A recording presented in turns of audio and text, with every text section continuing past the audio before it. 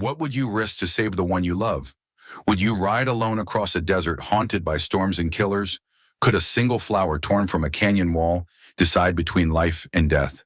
When betrayal walks beside you, can you still trust the hand that holds a gun? Stay until the end. This story will leave you breathless. And tell me, what would you have done in Sarah's place? Welcome to WestDream Tales, where the Wild West lives again. Every story hides a secret. Every writer carries a scar. And every choice can change a life forever. Hit subscribe and saddle up for the untold tales of love, betrayal, and survival beneath the desert sun. The sun was sinking low over the Nevada horizon, burning the sky with a furnace glow. Heat waves rose from the sand, distorting the outline of a lonely tent pitched near a cluster of rocks. Inside, a man lay gasping, his breath shallow and uneven, his chest slick with sweat. Jacob Reed's face had gone pale, his lips trembling as if every word was a fight against time. His hand reached blindly across the rough blanket, searching for something to hold. Sarah leaned close, letting him find her fingers. His grip was weak but desperate, clinging to her as though her touch alone could tether him to life. She whispered his name, her voice breaking, though she tried to steady it. His eyes fluttered open, the steel blue dulled by pain. Yet a flicker of trust lingered there. He had once been the strongest man she knew, shoulders broad from years in the mines. But now even breathing seemed like a mountain too steep to climb. On the small table by his side lay a broken arrow, its tip smeared dark with poison. Every healer in Redstone had turned them away, fear etched on their faces. No one dared to touch the wound left by the Black Vultures. Sarah knew there was only one chance. Far beyond the dunes, hidden deep in the canyons of Dead Rock, lived Doc Harris, the only man rumored to have crafted an antidote for this venom. But Dead Rock was 120 miles away, and time was already slipping through her fingers. She pressed her forehead to Jacob's, breathing in the faint warmth of his skin. His heart beat erratically beneath her palm, a fragile drum that could silence at any moment. He whispered something she could barely catch, words tangled between fever and despair. "Don't go alone," he rasped. Her lips brushed his temple in a trembling kiss. "I have to," she murmured. There was no room for doubt. Every second she lingered was a second stolen from him. Sarah stepped out of the tent into the dying light. The desert stretched endless before her, copper and gold bleeding into violet as the day collapsed. Raven, the black stallion, pawed at the sand as if he, too, sensed the urgency. She tightened the saddle straps, every motion sharp, deliberate. Her hands trembled, but her eyes burned with resolve. She glanced back once, only once, at the frail figure inside the tent. Then she swung onto Raven's back, gripping the reins as the wind caught her hair. The stallion leapt forward, hooves pounding into the sand. Behind her, the tent shrank into nothingness, swallowed by the vastness of the desert. Ahead lay dunes that rolled like an ocean frozen in gold, unforgiving and endless. Nightfall came fast. Shadows stretched long, then melted into darkness. The moon rose pale and distant, watching her struggle against the cold that crept across the wasteland. Every gust of wind carried the hiss of shifting sand, as though the desert whispered doubts into her ears. Her body swayed with the rhythm of Raven's gallop, but her mind clung to the image of Jacob's hand searching for hers. That memory held her upright when exhaustion clawed at her spine. That memory kept her silent when fear gnawed at her chest. Hours bled away. The stars wheeled overhead, sharp and merciless. Once, she thought she saw movement on a distant ridge, shadows darting where no shadows should be. She pushed the thought aside, yet her pulse quickened, a tremor of unease tightening her grip on the reins. By dawn, her lips had cracked from thirst, her throat raw. The horizon shimmered with heat even as the first light touched it. She had crossed less than half the distance, yet Raven's flanks already glistened with foam. Sarah slowed him, pressing her cheek against the horse's damp mane. Her fingers tangled briefly in his coarse hair, a silent plea for strength. The stallion snorted, muscles taut, as if answering her without words. But the desert was not merciful. By midday, clouds gathered, heavy and bruised, swallowing the sun. The first grains of sand whipped against her face, sharp as glass. Within minutes, the world dissolved into a furious storm. the wind howling like 1,000 curses. She clung to Raven's neck, eyes squeezed shut, every breath choking on dust. The storm clawed at her, tearing loose the shawl from her shoulders, leaving her bare against its rage. She thought of Jacob's fevered face, of the arrow that had condemned him, and forced herself to endure. When at last the wind subsided, silence pressed heavy against her ears. The dunes lay rearranged, unfamiliar, as though the storm had swallowed the path and spat her into a new world. For a long moment, Sarah sat still, chest heaving, trying to believe she had survived.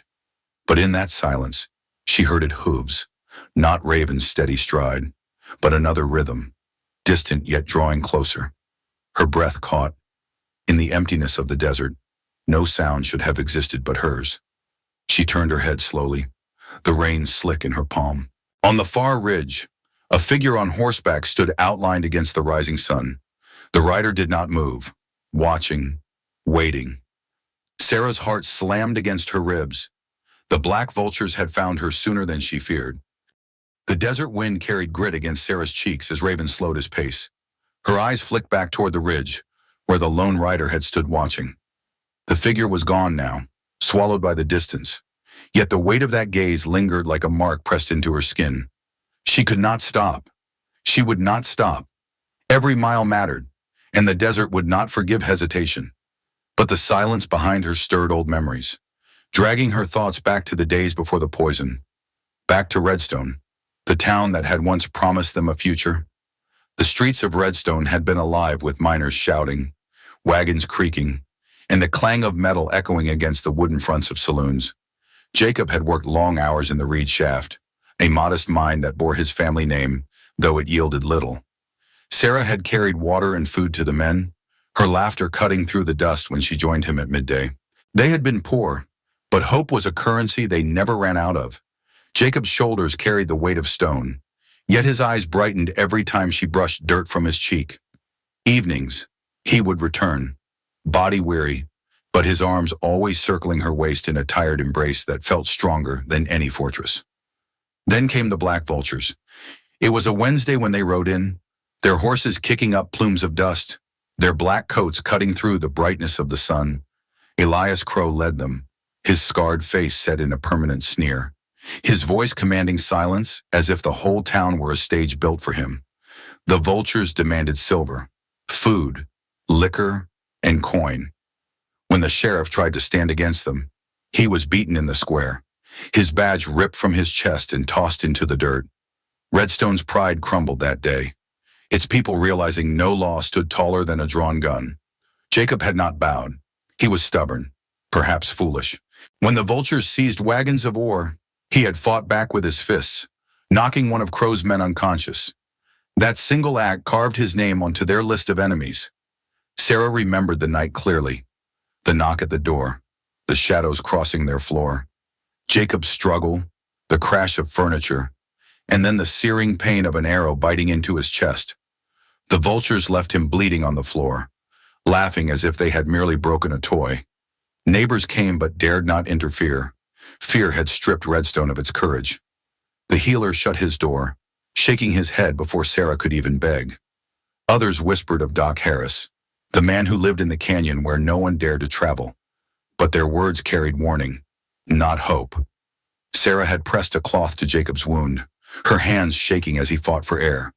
His eyes had sought hers, fevered but steady. "Don't give up," he whispered. That was all he asked, and it was enough. Now, as Raven carried her deeper into the desert, those memories burned with every gust of sand.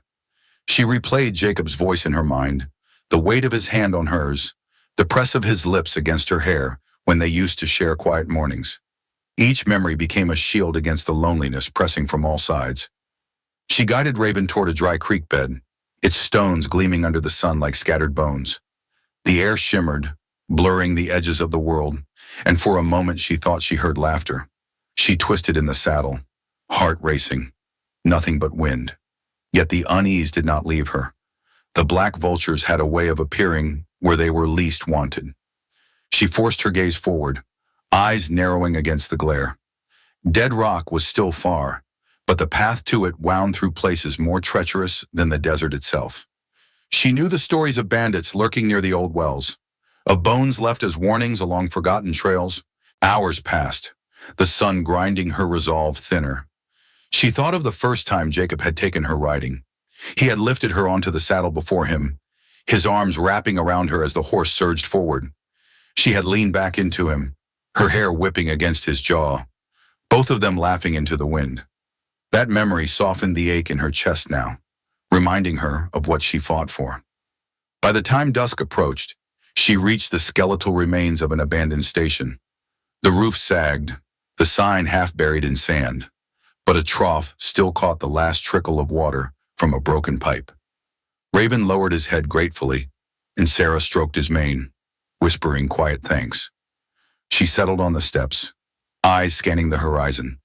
The silence pressed too deep, as if the desert were holding its breath.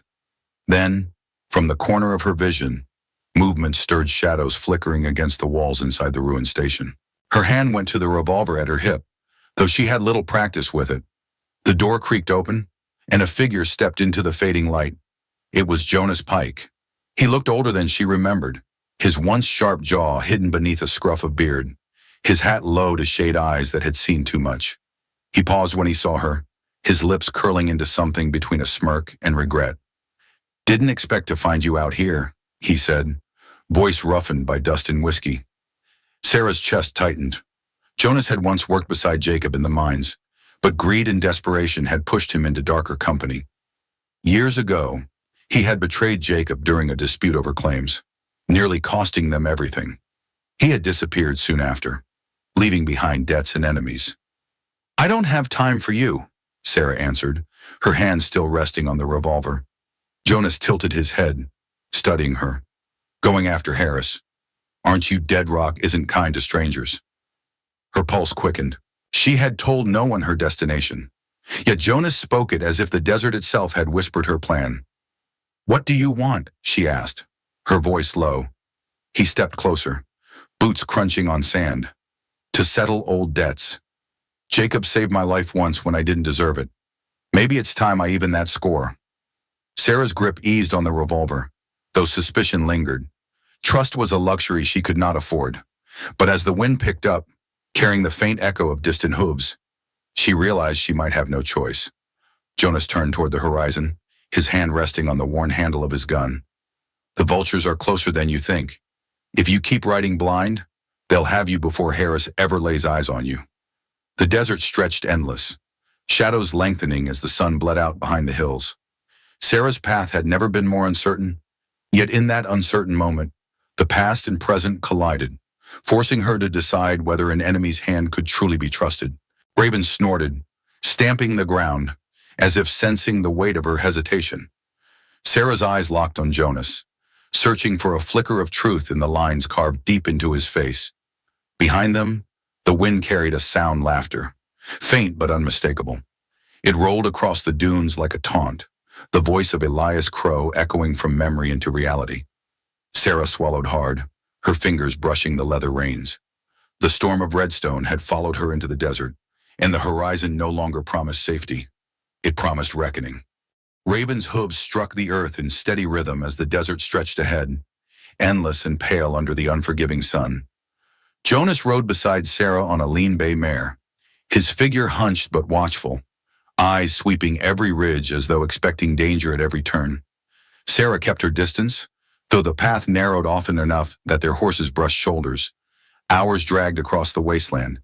The silence between them carried weight heavier than words. Raven's labored breaths mingled with the bay's, their shadows crawling across the ground like restless spirits. Sarah's lips cracked from thirst, and her shawl hung loose around her shoulders. Jonas passed her a dented canteen, his eyes fixed forward as if unwilling to meet her gaze. She hesitated but took it, the water rough in her throat, yet blessed all the same. The sun arced high, shadows shrinking beneath the horses. Heat shimmered until the horizon itself seemed to ripple. Sarah pressed her hand to her brow, but when she looked again, a line of dark figures appeared on the ridge behind them. Jonas stiffened. "They've picked up your trail." The Black Vultures rode with cruel patience, a dark wave spilling across the ridge. Dust trailed their hooves, blotting the sky with warning. Sarah's stomach tightened, her hand clenching the reins. Jonas spurred his mare, and Raven lunged forward, muscles straining. They flew across the flats, the wind howling past, but the vultures did not falter. Their laughter carried across the distance, sharp and mocking, promising what would come if they were caught. The chase bled into nightfall. The moon lit their flight in silver, outlining jagged rocks and dry gullies. Raven stumbled once, catching his stride again as Sarah pressed low against his neck. Jonas's voice cut through the dark. "We can't outrun them on open ground. We need the canyons." Sarah nodded, though fear clawed her chest. The canyons were a labyrinth, full of dead ends and shadows, yet the open desert meant certain capture. She followed Jonas as he veered west, guiding their horses into the broken land. The canyon walls rose around them, red stone glowing faint under the moonlight. The air cooled, heavy with echoes. Hooves cracked against the rock, sending sound racing down narrow passages.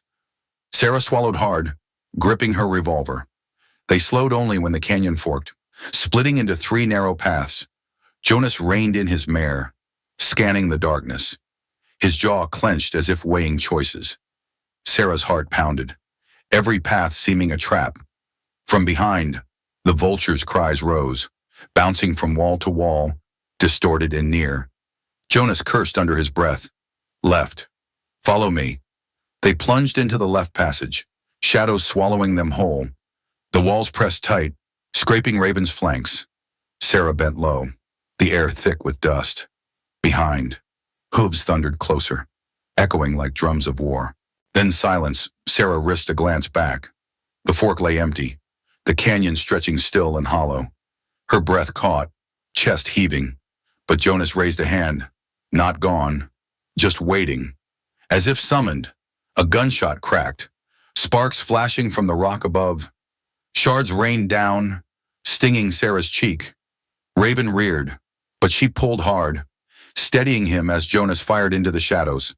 Figures burst from the ridge above, sliding down on ropes, revolvers flashing. The vultures had cut them off, circling like hawks. Sarah's pulse hammered as Jonas shouted, "Ride!" They broke through the ambush, Raven surging ahead. Sarah fired wildly, the recoil jolting her arm, but a cry behind her told her one bullet had found its mark. Jonas covered her flank, his shots precise, his curses harsher. By the time they cleared the canyon, both horses were slick with sweat, sides heaving. Sarah clung to Raven's mane, trembling from the closeness of death. Jonas rode up beside her, his face grim but alive. "You shoot better than you think," he muttered, almost grudging. Her hands still shook around the revolver. She met his eyes, and for a moment, no words passed between them, only the shared knowledge of survival by inches. Dawn crept over the horizon, pale light spilling across the desert once more. They stopped at a shallow ravine, hidden beneath overhangs of stone. Raven collapsed to his knees, and Sarah slid down, stroking his neck as he trembled. Jonas rummaged in his saddlebags, pulling out a strip of jerky, a small flask. He handed her half, keeping his gaze fixed outward. Sarah ate slowly, every bite gritty with dust. When she looked at him, she saw the faint scar along his jaw, the lines carved deep from years of hard living. Once, Jacob had spoken of Jonas as a brother. They had mined side by side, shared laughter, and endured hunger. That bond had fractured under betrayal. Yet now, in the ruins of the desert, Jonas stood between her and death. She touched Raven's mane, then drew her shawl closer. Jonas broke the silence, his voice low. "Crow isn't chasing you just for Jacob.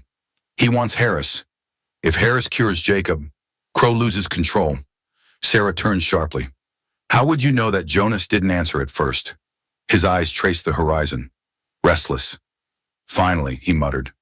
"Because I rode with them once. Not long. Long enough to learn how Crow thinks." The words hit her like a stone. Sarah's breath froze, her hand tightening on her revolver. Jonas noticed, his mouth twisting. "I left before the poison, left before the killings grew worse. But a man doesn't leave Crow without scars." He tapped the mark along his jaw, eyes shadowed. "Jacob was right to hate me. but Crow will burn Redstone to ash if he has to. You need me to get to Harris. The silence stretched, heavy as the stone around them. Sarah studied him, torn between rage and necessity. Jacob's face burned in her memory, pale and fevered, urging her not to give up. She lowered her revolver slowly. The sun climbed higher, the desert heating once again. Sarah climbed back into Raven's saddle, Jonas mounting beside her. They rode on, shadows of vultures circling above, the horizon trembling with heat. The Black Vultures were not gone. They were never gone. And now, with Jonas's confession hanging in the air, Sarah knew the chase had only begun. The canyons narrowed as Sarah and Jonas pressed deeper into dead rock, the cliffs rising like walls of a fortress. The red stone glowed faint in the dusk, shadows stretching long across the trail. Raven's breathing rasped, each step slower, but Sarah urged him forward with soft touches to his mane. Jonas rode ahead, scanning the ridges. His revolver never left his hand, though the silence made his caution feel heavier. Sarah's eyes kept searching the rocks, half expecting Crow's men to pour down like shadows from the cliffs. At last, a dim light flickered in the distance. A small cabin clung to the canyon wall, smoke curling from its chimney. Sarah's chest tightened with hope. Doc Harris. The old man stepped out as they approached, lantern swinging in his hand. His beard had gone white, his eyes sharp beneath heavy brows. He studied Sarah first, then the sweat-streaked mare, then Jacob's bloodied shirt folded in her saddlebag. "You're late," Harris muttered. His voice carried no welcome, only judgment. "The venom runs fast." Sarah slid down from Raven, her legs trembling from exhaustion. "Please, he doesn't have long." She held the folded shirt out like proof, her hands trembling. Harris took it, sniffed the arrowhead still lodged in the cloth. His jaw clenched. Crow's poison. He turned, motioning them inside. The cabin smelled of herbs and smoke. Shelves lined the walls, filled with jars of dried roots, powders and bones. A table stood in the center, covered with vials and scraps of parchment. Harris set the shirt down, muttering to himself as he rummaged through bottles. Sarah hovered near, her heart racing with every tick of silence.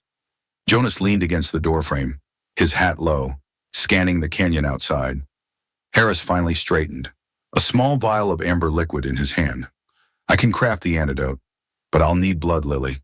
It grows on the canyon walls, white petals that turn red under moonlight. Without it, Jacob dies before dawn." Sarah's breath caught. The cliffs loomed just beyond the cabin, jagged and steep. "Tell me where." Harris pointed toward the ridge. "East face, half a mile. Don't go alone." She looked at Jonas, but he shook his head. "I'll cover you. If Crow's men are near, one of us needs to hold them off." Sarah's throat tightened. The climb was hers alone. She stepped back into the night, the air cool but tense, every sound magnified.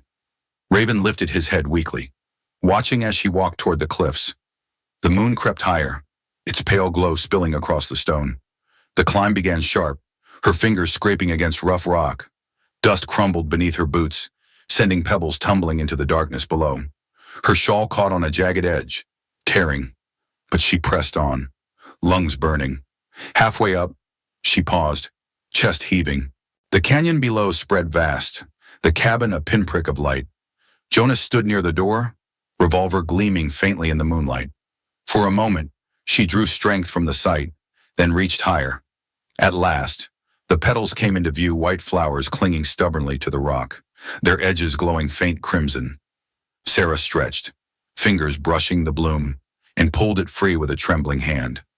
Relief flooded her chest, though it lasted only a heartbeat.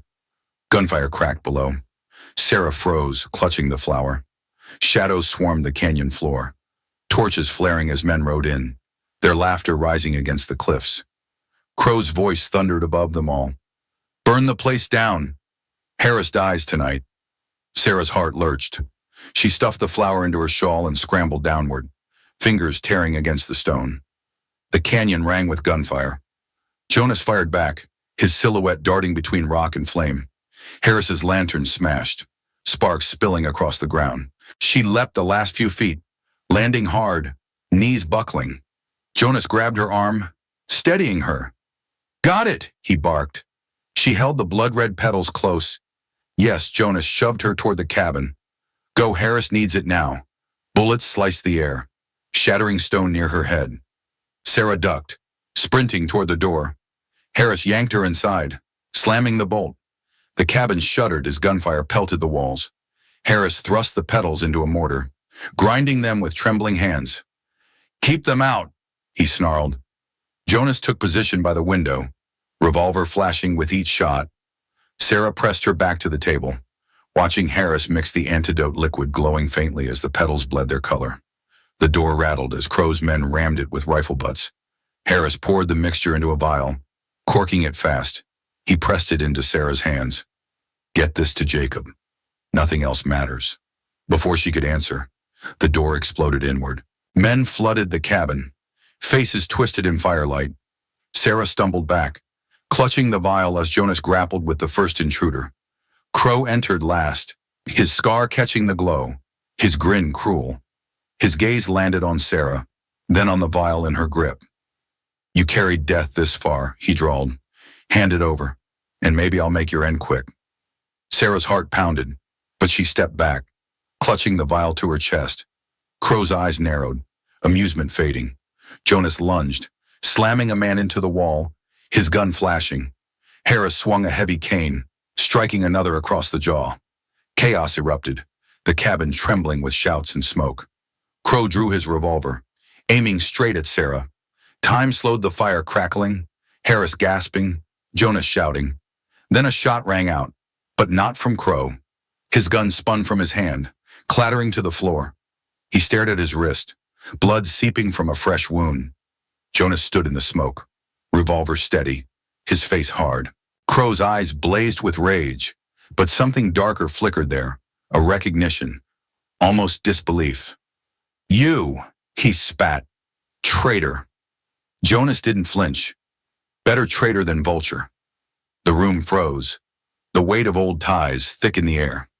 Sarah clutched the vial, breath ragged, realizing for the first time Jonas's role had been deeper than she knew.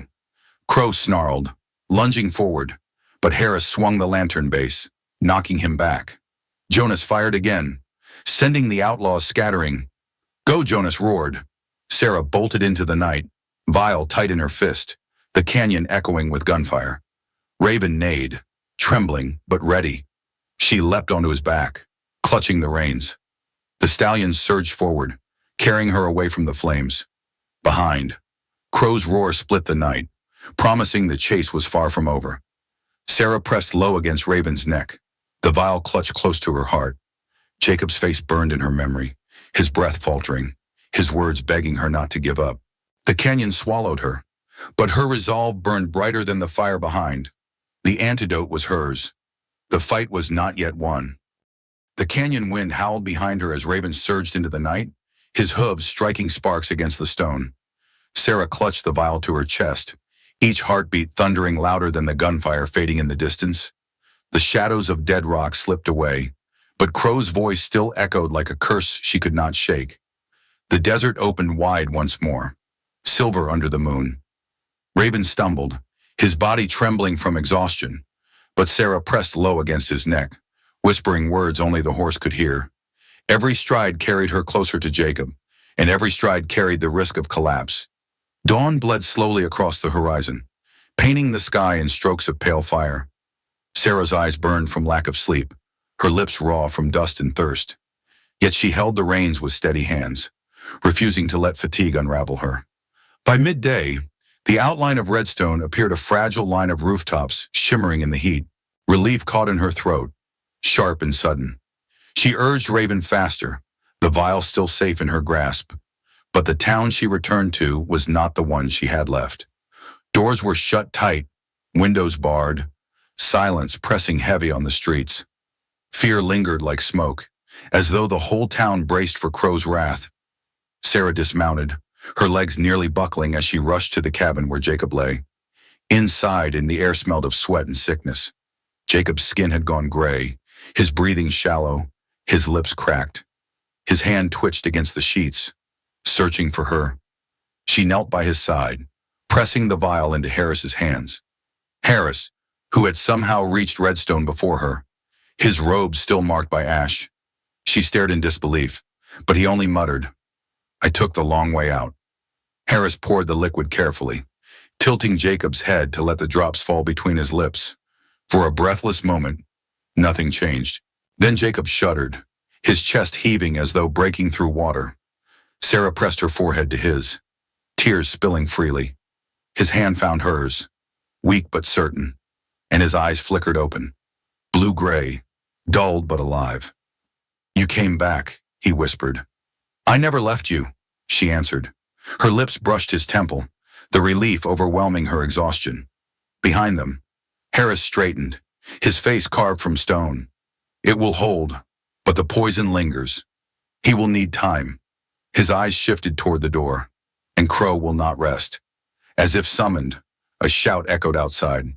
Hooves thundered against the earth, the sound of men arriving in force.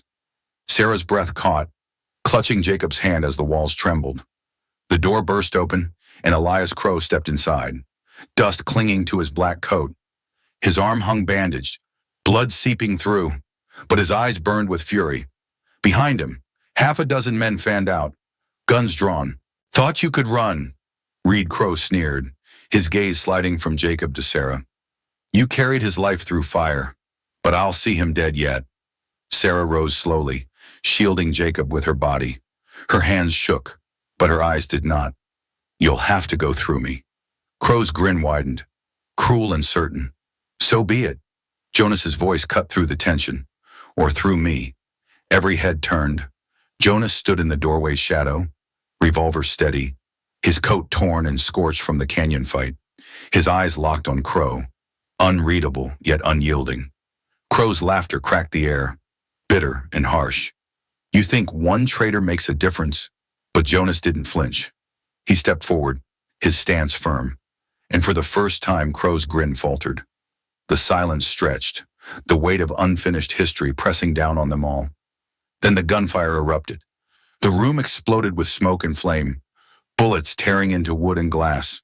Sarah dropped low, pulling Jacob against her, shielding him with her body.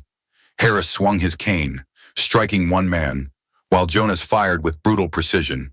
Crow lunged forward, shoving through the chaos, his revolver aimed once more at Jacob. Sarah rose, her own gun clutched in both hands, and fired. The shot struck the wall beside Crow, forcing him back. He snarled, lifting his weapon, but Jonas's bullet found him first. Crow staggered, eyes wide, his revolver slipping from his grasp. He looked at Jonas as though seeing him for the first time, a bitter smile twisting his lips. "You were always too soft," Crow rasped. Then he collapsed, the dust swallowing him whole. The silence that followed was deafening. The men who remained fled, their loyalty shattered. The room filled only with the ragged sound of breathing. Sarah lowered her revolver, her arms trembling. She turned to Jacob, who still clung to her hand, alive but fragile. Jonas stood by the door, smoke curling from his revolver, his face shadowed by more than exhaustion. Harris cleared his throat. Redstone may yet stand, but not without cost. His eyes softened as they fell on Sarah and Jacob. Some debts are finally paid. Sarah pressed her forehead to Jacob's, whispering words meant only for him. His fingers brushed her cheek, a fragile caress, grounding her in the moment. Outside, the town stirred. Doors opened. Faces peered from windows, cautious but curious. Redstone had watched the storm from behind walls, and now the silence cracked into murmurs of hope. Jonas holstered his revolver, stepping into the sunlight. He did not wait for thanks. His shadow stretched long as he walked away, the weight of his past carried with him. Sarah held Jacob close, her tears falling freely. The fight was not forgotten, the scars not erased, but the man she loved breathed again, and the desert no longer seemed endless. Thank you for riding with us through today's tale. If the story moved you, don't forget to like, share, and subscribe. Your support keeps these legends alive. Until the next ride, keep your courage close and your dreams wide open.